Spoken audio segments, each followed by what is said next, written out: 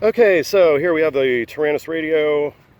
First thing, to get the telemetry screen up, hold down the page button for a couple of seconds, and normally it starts up here.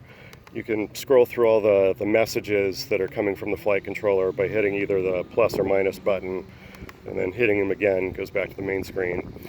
You've got like compass, your total voltage, your average cell voltage, amps used, milliamp hours used, whether the GPS has a 3D fix or not, the altitude away from wherever you took off, the distance, what would it be, horizontally from where you took off, a little arrow pointing the direction to home, so if you get lost and it's out of range, you can just turn it and have it point straight up and then go forward and it'll eventually find you, in theory. Switches. Landing gear is the big one up here. I'm not going to hit it right now because I don't want it to go up. Mode switch is right here. You'll generally leave it, by the way, the default for all of the switches is all the way up.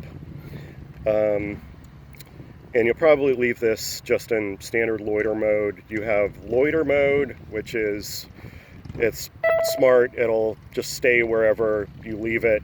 It uses GPS. So yeah, loiter stays where it's put, uses GPS. Alt hold flight mode. First position, alt hold, altitude hold. That will keep it wherever you left it vertically, but it will float around position-wise. It's up to you to control it. It's if you don't have GPS or you're flying indoors or something like that. And then all the way forward. Stabilize flight mode. Stabilize flight mode is pretty much manual control. It's all up to you. You take control over the throttle, the left, right, up, down, everything. But like I say, flight mode. most of the time, loiter is just fine. If you're out somewhere, you want it to return to home, this switch, click it all the way down. If you just want it to land, like let's say you don't have GPS, a solid GPS lock, you can hit this one.